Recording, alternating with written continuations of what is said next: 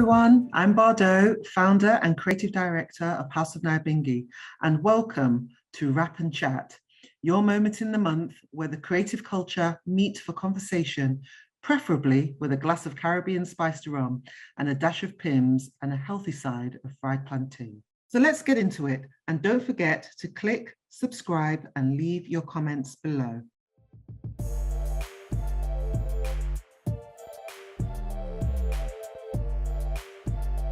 So welcome everybody to this month's Rap and Chat. Our guest interviewee this month is Anna Marie Benedict, Press Director from African Fashion Week London. Welcome, Anna Marie. Hello, it's nice to be here. Thank you, Bardot. Thank you, and how are you doing today? I'm really well. I'm really looking forward to our chat, and yeah, I'm happy to tell you all about myself.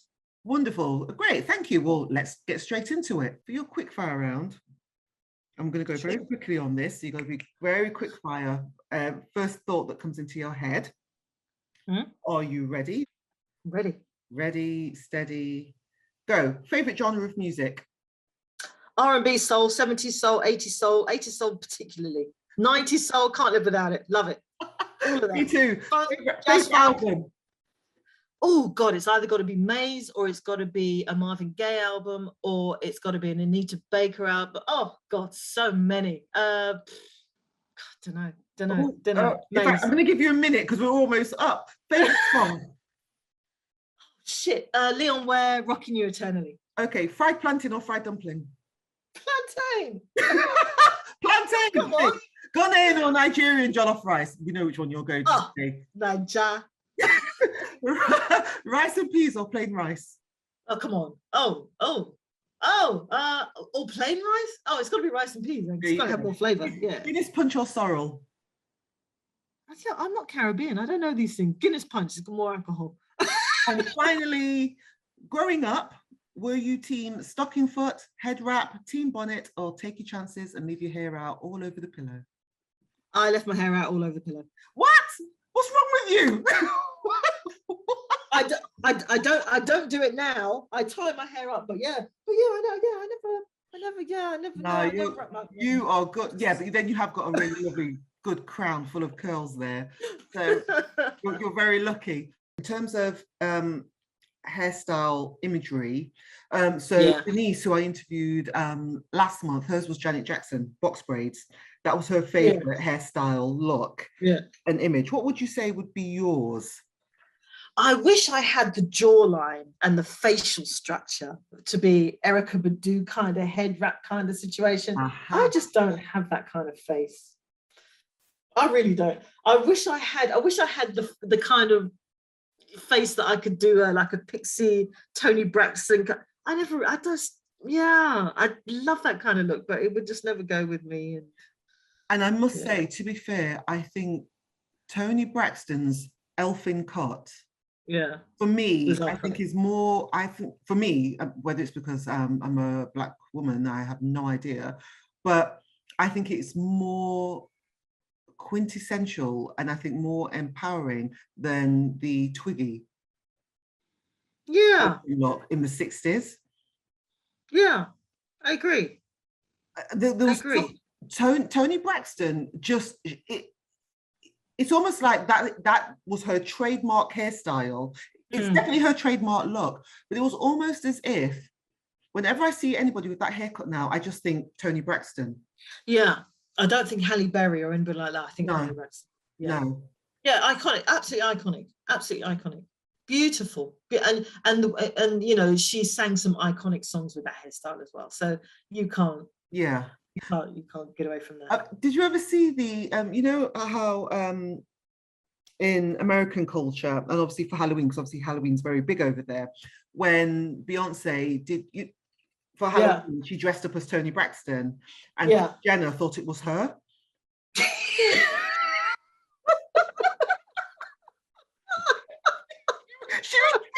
She retweeted the image. Oh no, Chris Jenner retweeted the image and said, I can't remember the exact. Thank you. I should thank you so much. You know, it was something like thanks Beyonce or something like that, which got obviously the community, the society. Black Twitter. It was like, Black Twitter put her in her place. Did you not see that it was Toni Braxton she's referencing? What's wrong with you, woman? Not everything's about you. Yeah, exactly. But yeah, I thought that was quite comedic. That was funny. But also just very powerful about how, I guess, with the Western world and everything outside of the Western world, how we have one set of images that are so powerful to us in our homes, whether it be images on, vinyl albums, for example. Everybody knows if you see a black man that's lying on the floor on the side, he's hitting that lead. Oh, the lead. It's Lionel Richie. It's Michael Jackson. We know that look, and we know it's going to be a badass album that's about to come. Yeah, absolutely. So we've got these cultural images that we just know. When we see them, we're like, okay, this person means business. And I think Western society sometimes, misses out on that joy that I think Black society has. And I think it's because probably we've had, not always, but because of enslavement and colonization, we've had that period of so much pain and insidiousness that we find joy in the smallest of things that we then elevate to such an extent. So I thought it was quite funny how, Kris Jenner, she just didn't see the own goal, she did. But I also think it's funny that the Black people know the white cultural references as well as the Black cultural references, but the white Western culture does not know Black cultural references. But we know both. It's. And funny you should say that, because this morning, actually, before we commenced this interview, I was just scrolling through Twitter, and so obviously there was the film premiere a few days ago here in the UK of the film King Richard that Venus and Serena Williams have executive produced in honor of their father and the support he gave them, and just what an amazing genius of a coach he is.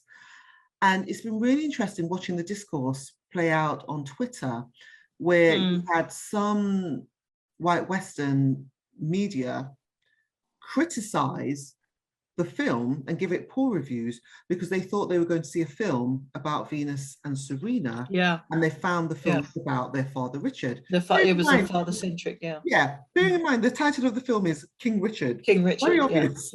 And that they executive produced the film. It's like, did you not do your research? Did you not do your homework? But also it leads very much to what you just said about they don't understand the cultural references, because were you not the same media that when these girls first came on the scene, you were hypercritical of them? Yeah, still are. Yeah. Yes. There were those racist undertones. We all saw and heard them. And there was a hypersexualization around the girls. And it was their father who was ultimately, and both their mother as well, Oracene, incredibly protective of them in interviews or by the court side. But they seem to have completely missed out all that referencing that we all remember. And it's just, oh, this film is about their father. Why is it not about the sisters who did all the work? And it's just I also think it's because they have so many, Hollywood in particular, they have so many sports movies, and it's always about overcoming adversity, and it's always following the main protagonist, and the main protagonist in their minds would be Venus and Serena. It wouldn't be the father at all. So maybe they just couldn't get their head around why the film focused on the backstory rather than the end result. You know what I mean? So maybe that's what. And also another strand that I saw as a discourse point, which I thought was quite interesting, is because here was a film uplifting a father who happened to be Black, as opposed to a preconceived narrative of it should be struggle Olympics or jail, drugs. And it doesn't fit any of those narratives, so therefore we can't connect to the story. Yeah, absolutely. Which is a shame, but I hope they learned something. I'd love to ask you as well, if you could have coffee with any historical figure, who would you choose and why?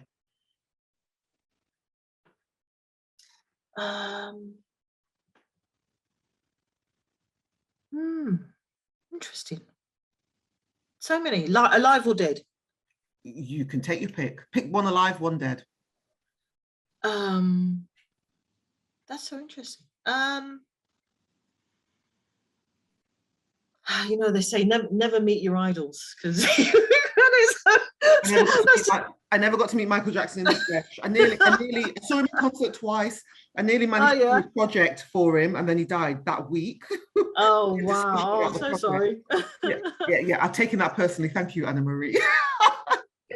Joe, it's funny, you know, growing up, I was always the Michael Jackson aficionado. You know, you had two camps. You had Prince, you had Michael Jackson. I was always Michael Jackson. Yeah. Loved Michael Jackson, everything. Prince was just a little bit too out there for me. I just, you know, couldn't understand it.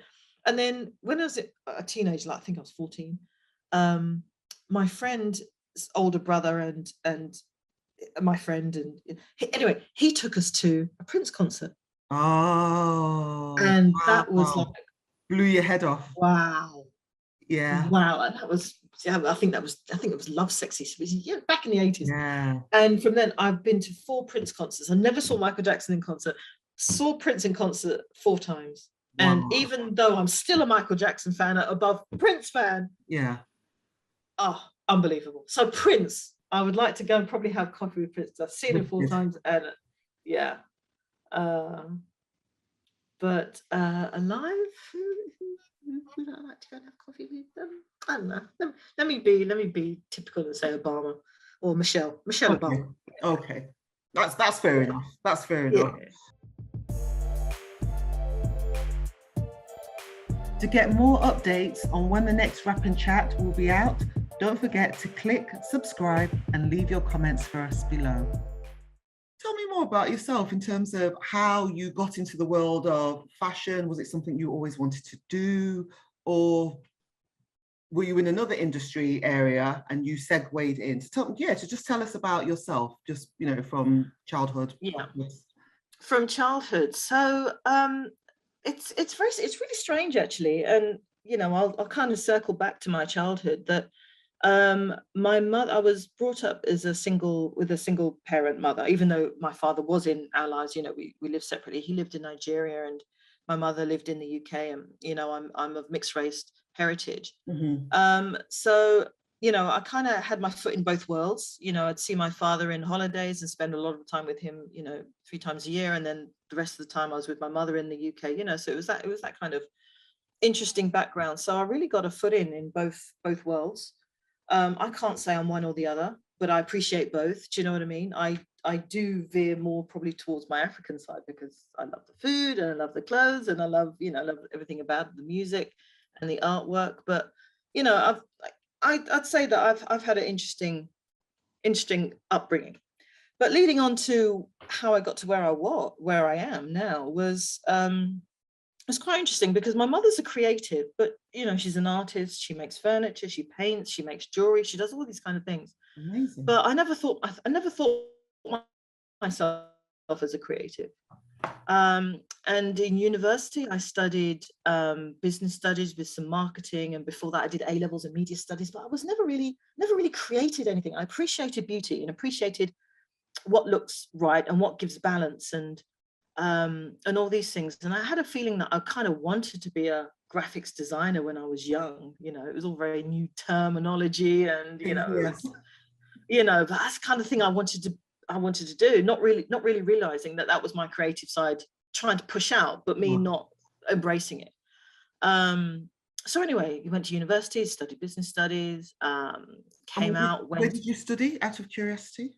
Well, it's now UAL, but it was the College of Distributive Trades. Oh, right. So that was part of London College of Fashion, London College of Printing, London College of Distributive Trades before they all joined together and became UAL. And Central St Martin's was there as well. But it still wasn't really creative enough. And then I came out of university, I went straight into the kind of civil service, and I was just, you know, administrator, then you work your way up and you're still not really doing anything of interest. Left the civil service and went into banking again. No creativity.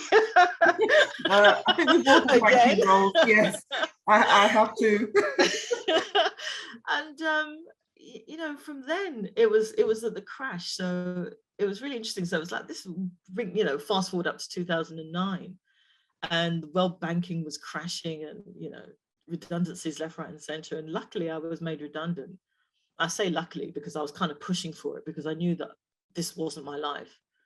And then I just chucked everything all together and went traveling. Went to Brazil for almost a year. Wicked. Yeah, What part? I know. I was in Salvador, so it was in the very, yeah, it was in the very, it was a very Afro part. And you know what? I kind of found a lot of myself there, being a mixed race girl, woman, and you're in a melting pot of, you know, all kinds of nationalities. You know, as European, you've got the Brazilian indigenous Indian, you have, you know, obviously the Black and the slave heritage, and, you know, Japanese even, you've got this Portuguese, you've got this whole melting pot. And I kind of just slotted right in, you know. It was really interesting how I kind of...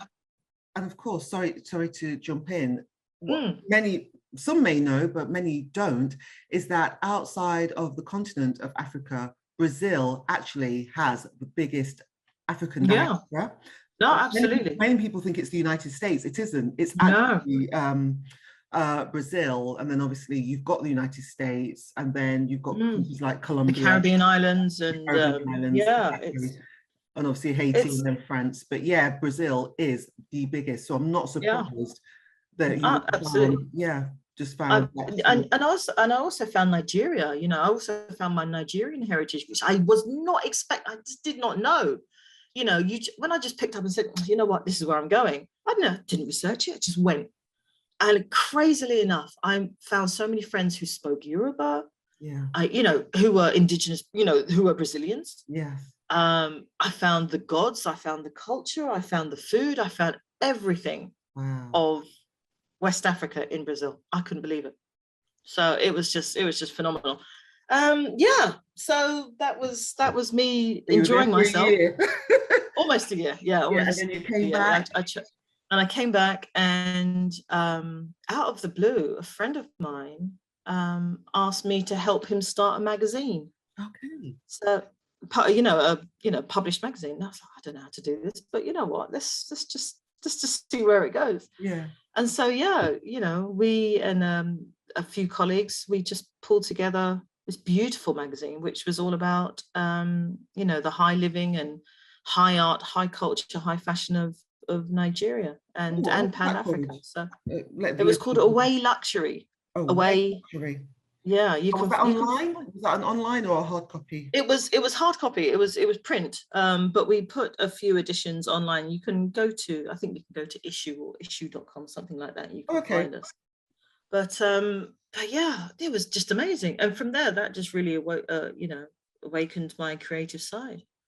So I spent 3 years in print publication, and then Africa Fashion Week London came calling.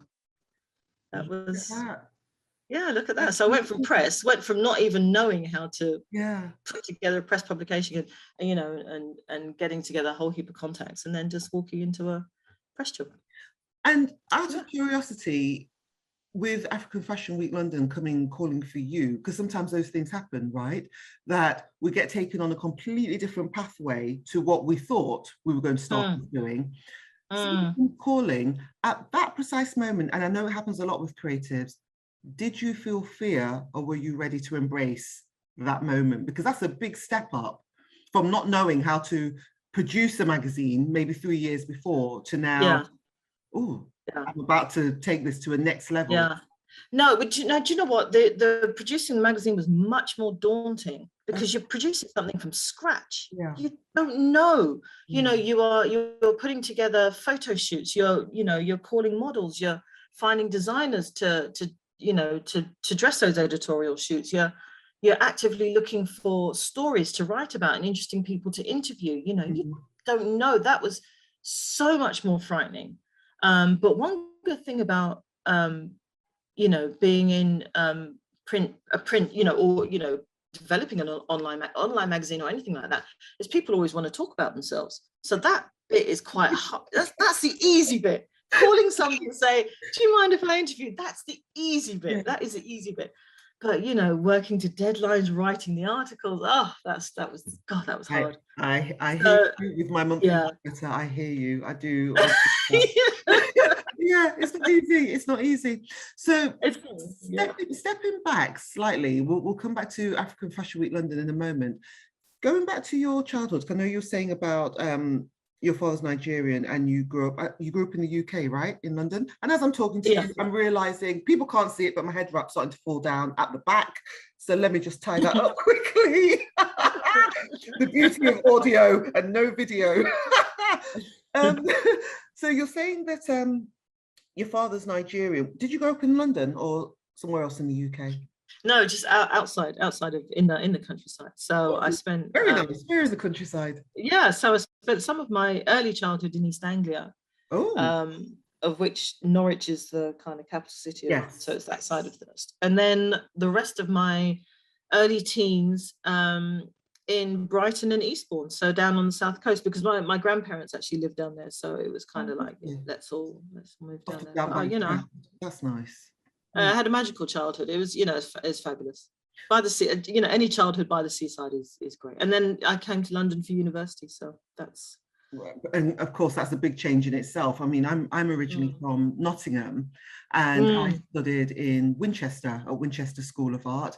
Completely different cities and energies and vibrancy and people. Yeah. And you go from a world where I thought everything was multicultural to a world where you're living in a city where you've got the big players who work in, say, Canary Wharf or in the city, in the banking industry, but they're old Etonians, very highbrow and such a culture clash. But sometimes that's also what you need in order to understand how the world works, how it moves and how to exist within it. You know, so I totally get that. So going back to your childhood, I would ask you, who was your greatest inspiration growing up, family member or other? And also, what was your favorite childhood memory, whether around Eastbourne or the Norwich area? Gosh, so many. Who's my greatest inspiration growing up? You know, it's probably cliche, but it's probably my mother. You know, you don't really realize it when you live with your parent who fulfills every role and fulfills every role, so you don't feel like you're missing any. The same for me.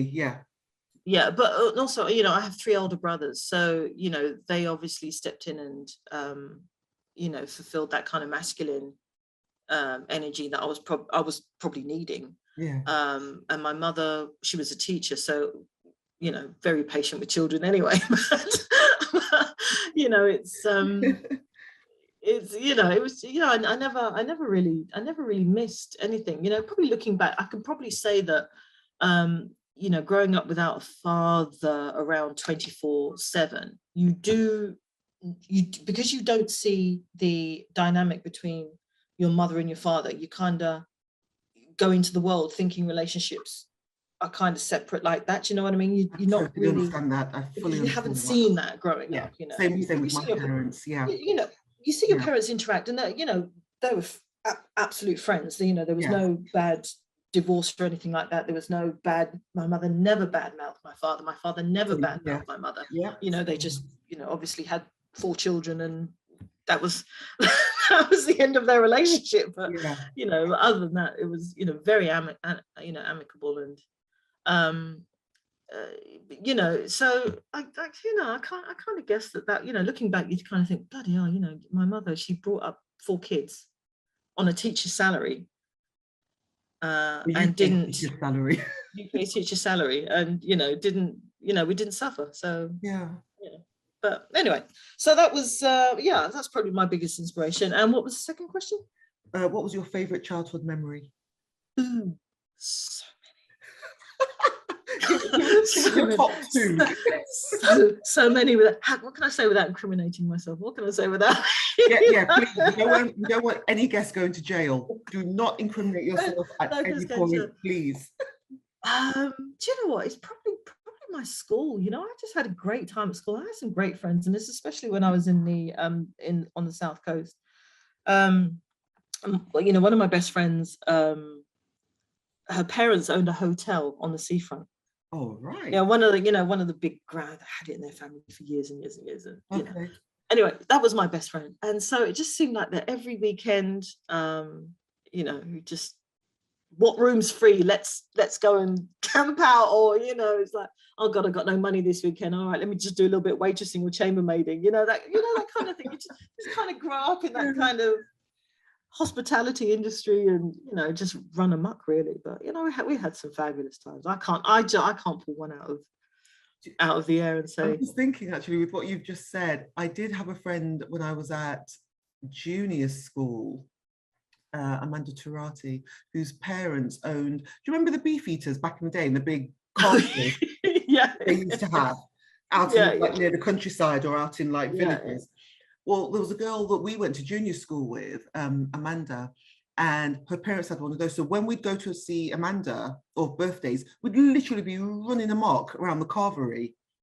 Of course, you know, eat what you like. And they lived, and they lived pay for anything. Yeah, they lived on site. So it was just this massive, like, restaurant venue that we would go to, and yeah, but no, not by the seaside, nothing like that. You know, we had fields around us, and obviously the River Trent, because it ran along the back of the river. Yeah, but good times. Yeah, and getting on your bike, rally bike. Obviously, I'm from Nottingham, so you have your chopper. You go cycling for miles and just go missing. Well, not missing, but you just go off for ages and then come back before it got dark. Yeah. But, yeah, kids obviously can't do that now, so it's a bit of but yeah, absolutely. The freedom that you had, you know, just even explore. Playing it, it's they just don't know. They just don't know what they. Oh, we didn't have any phones. We didn't have any computers to take our attention away from what was actually going on around us, you know, and which I think I do find a certain generation, which I think you and I probably fall into the same generation. We are that group of creatives that I think, because we didn't have the digital games like we do now, and not that I'm saying that television wasn't there, obviously it was, we're not that old, but we only had, I think at the time, what, 4 channels? Yeah. So children had to be creative. You had to get outside. You were running up and down. You were on your bike. You did have your roller skates. You know, you were just out exploring, fishing, doing whatever you were doing. Yeah, I was going to say mucking around in rivers. Yeah, I did that a lot as well. Yeah, a lot of pebbles and skimming along the river. That was me. And knocking door on. But again, we don't want to incriminate ourselves. So what I was going to ask you, with your parents, and I find this quite a fun question, because I know if I was to ask my parents this, they would fail miserably. If I were to ask your parents, describe your job, what would they say? Do they know what you do? Oh, God. Yeah, I'm really quite vague actually when it comes to my, you know, I have been for years, but do you know, I think the vagueness comes with not being proud of what you're doing. Sure. You know, and when I was in the civil service and I worked in banking, it was all very vague, because I just wasn't motivated and just wasn't inspired by what I was doing at all.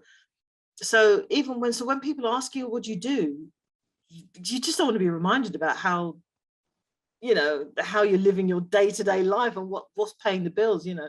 I think, you know, and that old adage of, you know, find something you like to do and do it every day, you know, means you never work a day in your life, which is absolutely true. You know, when you enjoy your work, it's not a chore and it's not a job. But when you don't, that's when you just like, oh God, what do you do? Yeah, you know, I work. Yeah, I work in banking. Oh, doing what? Oh God. So do they know fully what it is you do? Yeah, they do. Yeah. Ask that question. Yeah, they do. And lastly, before we move more into your actual expertise within the fashion industry, in your specific role, if you could go back and give your 18-year-old self one piece of advice, what would it be? Listen to what your brain is telling you that you should go into from an early age. If I went into graphic design and design and, you know, went and studied, you know, I wasn't a great artist, but as I say, I knew what looked together, but I wasn't kind of inspired to say, okay, that's not the only thing you can do. If you can't draw, fine, but you can go into textile design, you can do this, do that. There's other things that you could do. You know, I was quite good with my hands as well, so I could put things together. I think if I was more engaged, even though my mother was a creative, you know, I don't know, it's very odd. I think if I was more inspired at school to go into the creative industries, I probably would have done. And I think, as I said, I think my body was trying to tell me to do that when I was studying media studies and for A-level, and then business studies with advertising and marketing at degree level, but still that wasn't enough. I was still being focused on the academic side of things, not on the creative side of things. And I think going back to my 18-year-old self, I would tell myself to invest in Apple, tell myself to buy cryptocurrency in its infancy. I would get into technology stocks and follow what your instinct is telling you. And I always say that people are very lucky when they know exactly what they want to do at a very young age, and they just do it. That was me. Yeah. Now we're going to jump into present day and talk about your job or vocation as press director for African Fashion Week London. So I want to ask you, in your day-to-day role, I'm going to ask you, what do you do in your role? What does a press director do, number one? And off the back of that, what is a standard morning? What does it look like for you as a press director when you come into the office, or if you're working from home in a hybrid entity? Yeah, so my role now has evolved from being a press director, which I do fulfill, and is also creative director and also just director of everything with the Africa Fashion Week London, actually. But generally, I deal with a lot of the media who are interested, answering a lot of questions about AFWL. Because I do an awful lot more than just press director, it's very difficult to differentiate what else I do. So we also, you know, make a lot of calls and a lot of reaching out to industry and also organizations who may want to sponsor or support AFWL. So it's just like getting the word of Africa Fashion Week London out there and what we do, how long we've been doing it, and how big it actually is now. You know, you want to say something, go ahead. Say off the back of that, it will probably help listeners to actually say to them, I could have said it, but I won't. I think it's better if it comes from you. Who and what is African Fashion Week London, for those that don't know? Yes, well, for those who don't know, AFWL is one of the largest platforms showcasing and exhibiting, catwalk showcasing and exhibiting platforms specifically for African fashion in the world. So I think we're probably like one of the top 3. And what we do is every year, so we hold an annual event, and every year we invite about 50 designers from all over the world, as long as they're African inspired. Doesn't matter where you come from. You can come from Brazil, or you can come from Thailand if you like, it doesn't matter, to come and showcase your designs on the catwalk. We provide the models, we provide the hair and makeup, we provide the venue, provide all the expertise. All you need to actually do is just turn up with your suitcase full of clothes, and then we do everything else. And we're also an exhibition platform. So we have a lot of designers who are not on the catwalk. So that could be designers who are showcasing, you know, or want to sell bags or accessories or, you know, apparel that, you know, they don't want to do the catwalk, but they just want to kind of sell. Hair and makeup brands, you know, vintage brands, you know, upcycling, recycling, all kinds of stuff. So we're kind of two things. So 2019, we added a third thing, which was panel talks. So we used to have seminars also running at the same time as the shows. with some speakers like the UN, the Victoria and Albert Museum would come along and talk. The Mayor's Office in London would come and talk about all kinds of things. So we used to have a lot of panel talks on sustainability, on historical textiles and historical fashions, and we all know how important Black representation in the media is. All this kind of really great conversations. So we have like kind of three arms of the live shows. That was the catwalk showcase, the selling stalls exhibition, and the panel talks and seminars. So that's the three arms of Africa Fashion Week London. Now the pandemic. Yeah, the pandemic. The pandemic meant that we couldn't do live shows anymore. So we had to really pivot and swivel quite drastically onto online, and what can we do online. So that's when we partnered with Henley Business School and partners and Parsons School of Technology and Design, and created a six-day learning program on entrepreneurship and using new technology and designs and all kinds of good stuff. Because Bardot, you were one of our alumni, weren't you? So yeah, I was. It was a great course.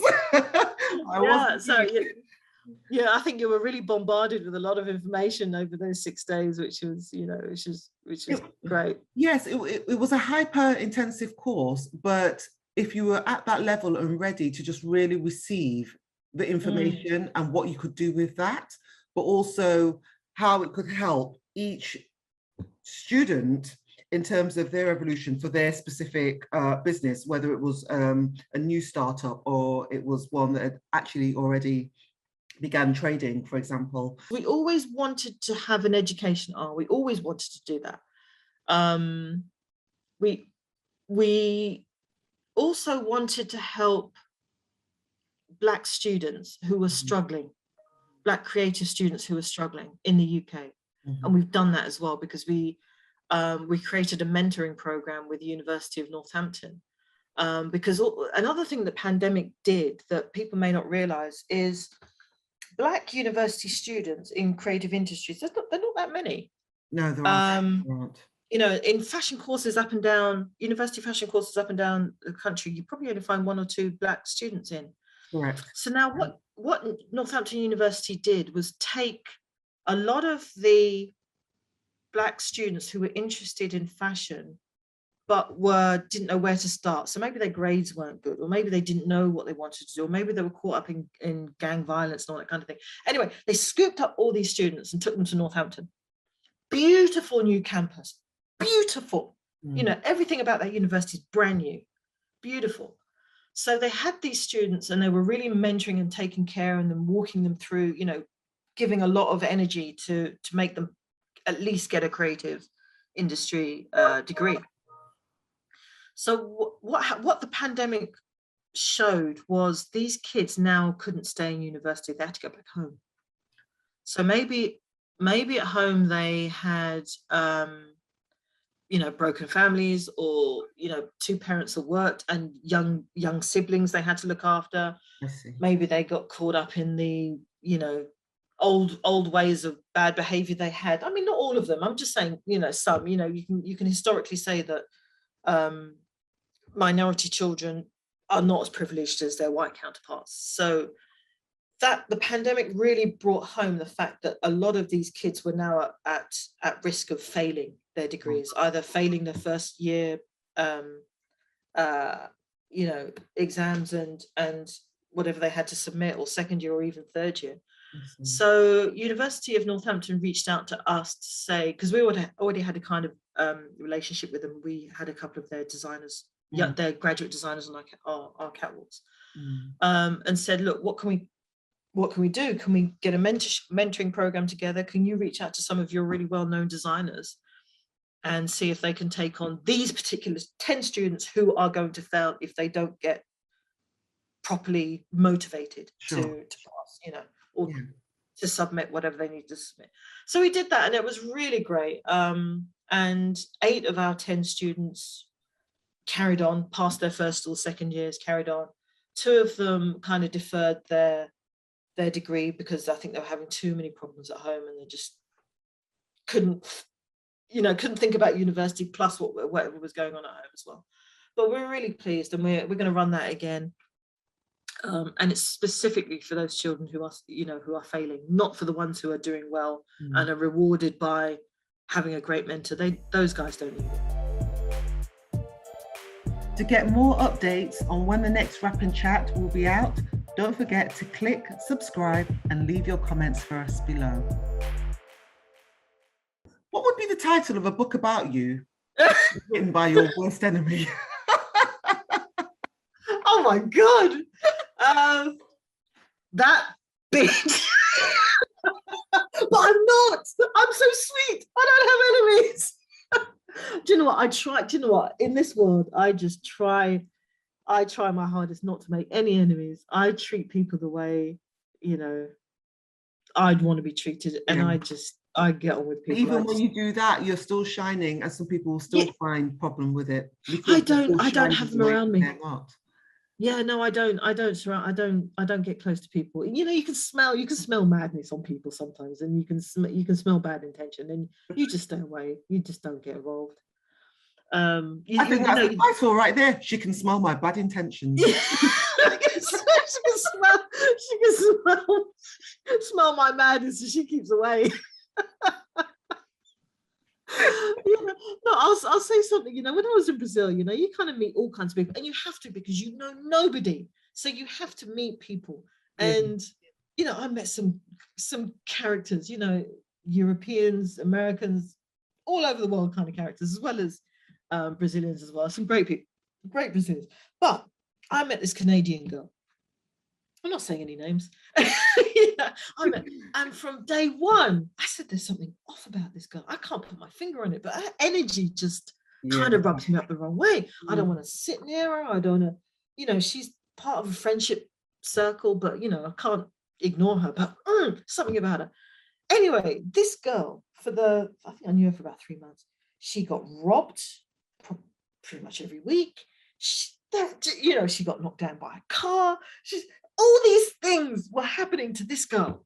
And I was like, you know why? It's because your energy is just off. It's so off that bad things just continue to happen to. I felt sorry for her in the end, but I was like, yeah, there's something not right. Something not right here. But anyway, so those kind of people, I stay away.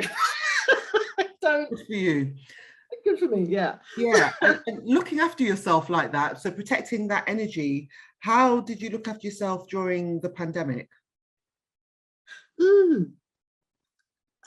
So I went on a lot of long walks. I live very near Regent's Park, and Michael also lives very near Regent's Park. So every day, every morning, we would hook up and go for nice long walks. Yeah, that's really nice. Pretty much every day. So and then we talk about a lot of work stuff as well. So it wasn't just a walk around and gossip. It was walk around and talk, or make phone calls on our walk, or if we had meetings, we'd just do it in the park sometimes. So yeah, pandemic was okay. It was all right. If you could be remembered for one thing, what would it be and why?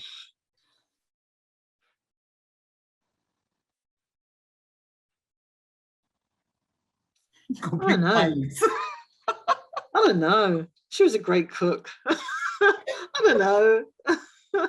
What is your best dish, actually, if you're saying your favourite cook? I cook anything. Yeah, anything. Put anything in front of me, I'll cook it. I'll cook it. It doesn't matter. Doesn't matter. Or I'll figure out how to do something. I'll figure out how to make something tasty out of it. It's all good. I just don't know. I'm not a glory hunter or glory seeker, even though I think the work that we do with Africa Fashion Week deserves glory and deserves a massive spotlight. It's not for myself, it's for the designers and the creatives we showcase. It's not for me. If a designer, I'll take one designer, Mary Martin London, and she has been showcasing with us since 2015. I think I met her 2015. I think somebody introduced me to her, and I said, why don't you come on our catwalk, and she's got a great creative mind. She's one of these designers who will just take a piece of material, cut a few holes, sew it up, and you've got a dress to, to wear on the red carpet. She's a phenomenal designer. And she always says that when she gets in the haze of designing, she just doesn't stop, and she feels that there's somebody taking over her body and just creating. It's really weird, but the way she talks, but you know, you kind of see it. She's an amazing designer. Okay. Anyway, she's been with us since 2015, and I've seen her grow as a designer.